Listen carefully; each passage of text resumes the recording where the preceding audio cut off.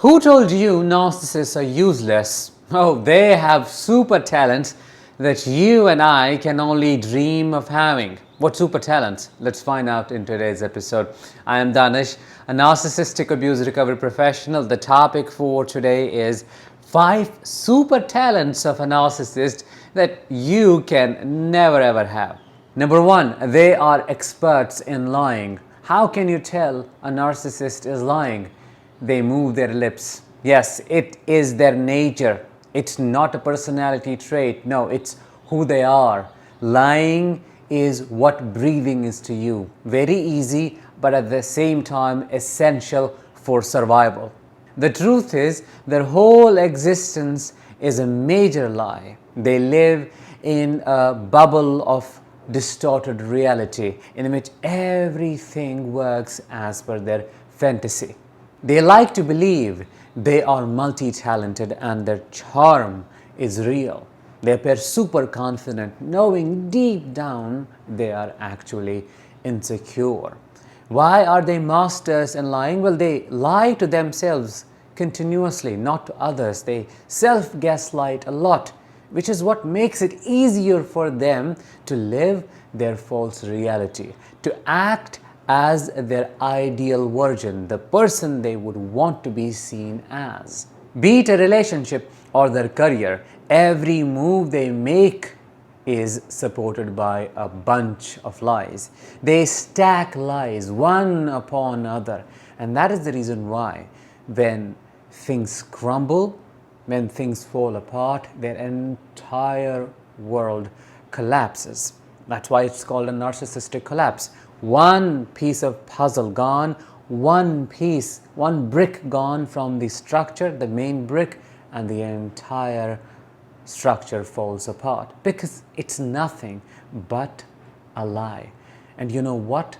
To keep it intact, to keep it running for years, to make it look real, they have to have mastery in telling lies, creating lies, making their lies appear as truth. That needs a certain level of expertise which you and I can never have. Number 2, they are predators when it comes to adaptability. They know how to walk over people's dead bodies to get to the topmost level. I'm not talking about general adaptability. I'm not talking about a situation that requires you to change yourself in some ways to fit in. No, that is just a part of their adaptability.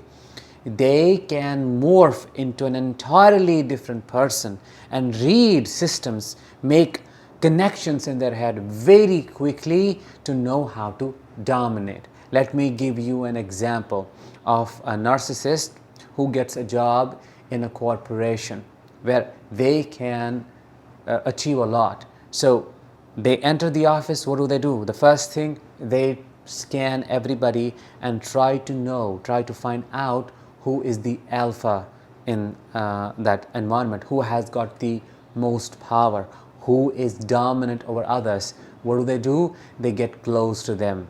They befriend them. They create a relationship by the virtue of which they also feel the same power. The next thing, they find the scapegoat, who is the one who can be suppressed easily, or black sheep or a rebel who is trying to see through the system because they need a bully. Why do they need a bully? They need the same enemy. If they're befriending another psychopath or a narcissist, they need a common enemy. So they need to target a common enemy to create a stronger bond with the other narcissist.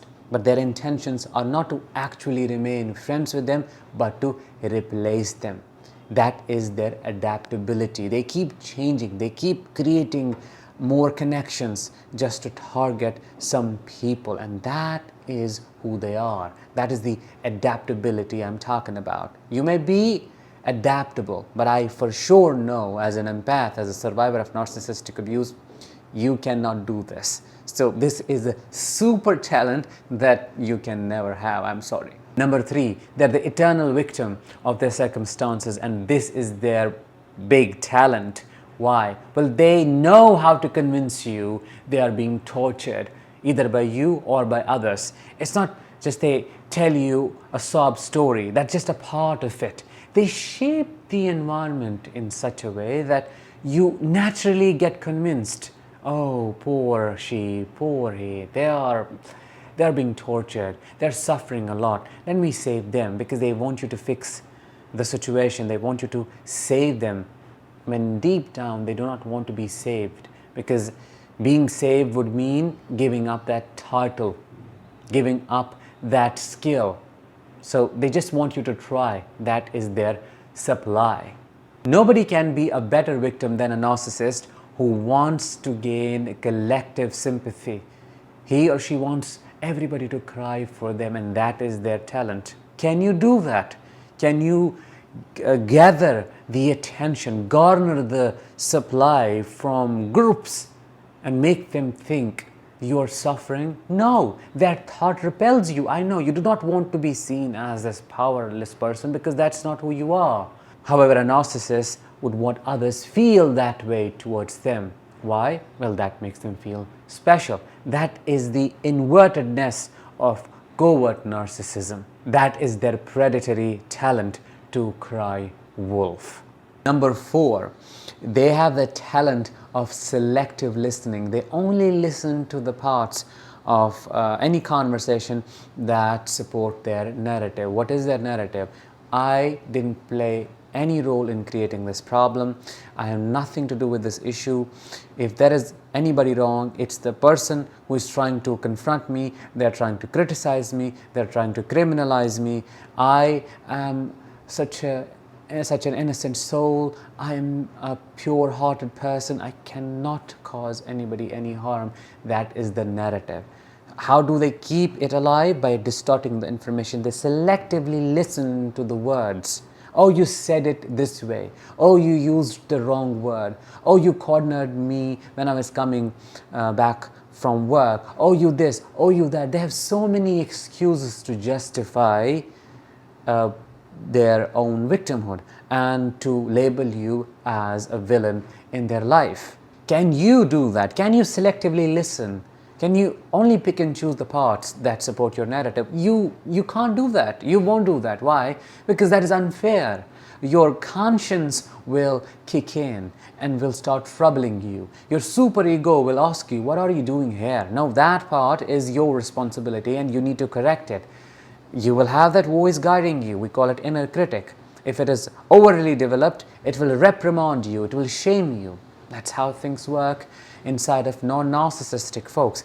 But inside of a narcissist, it's totally suppressed. Their voice always favors them and their narrative. Number 5 and the last one. This one is really unique. They are master hypnotists. What does that mean? They know how to put you in a trance where you lose control over your emotions, your thoughts, your life in general. A trance that drives you to behave in ways that support them. A trance that makes you give them what they want from you. How do they put you in a trance? By future faking, by lying to you, by gaslighting and manipulating. They just don't lie to you, they convince you through brainwashing. They continuously say the same thing. For example, they'll say you're a bad person. They will not just say it, but will try to prove it. How? By making you act in ways that are not congruent with who you are as a person. They might trigger a reaction in you, reaction towards their abuse, which will then convince you, oh yeah, I must be a bad person. So that is how they appeal to your subconscious brain. You need to understand it. They show you dreams. Their illusion, the illusion they cast doesn't feel like an illusion. It feels reality for a moment. It feels like, oh, it's true. That mirage doesn't only feel like a mirage, but you can touch it. It looks like one. You experience it like one.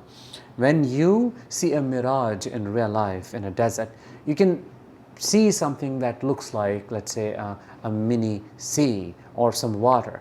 But this mirage, a narcissistic mirage, feels like water. You can touch it. There is a sense of connection, or at least that is what they create in your head.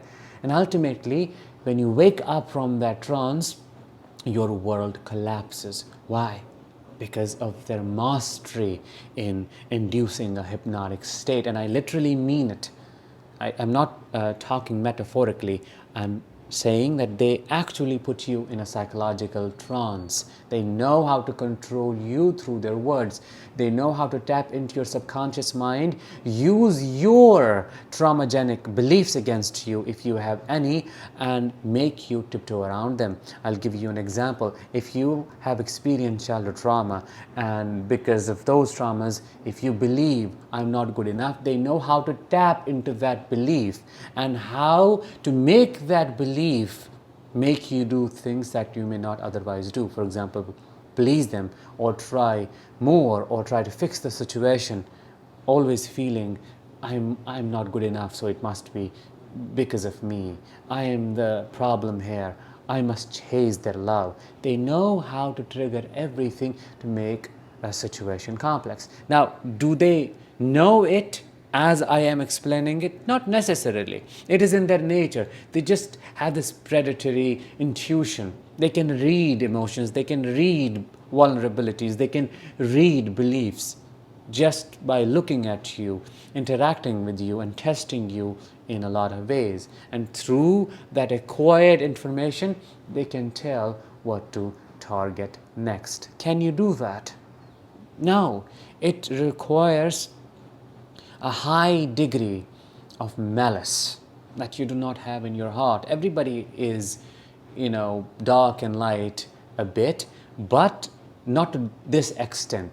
If somebody becomes as evil as this, then there is no humanity left in them as per me. So they are able to stoop that low, which makes it an evil super talent that you can never ever have. That was it for today's episode. Now let's bring it to an end. But before you go, a small announcement. I'm very soon doing an online workshop on how to heal after narcissistic abuse in 5 practical steps. This workshop will help you understand how you got traumatized in that relationship, and then will give you the tools to become whole again. The booking will be announced soon, so stay tuned. I'll talk to you in the next one. Until then, as always, let the healing begin and continue.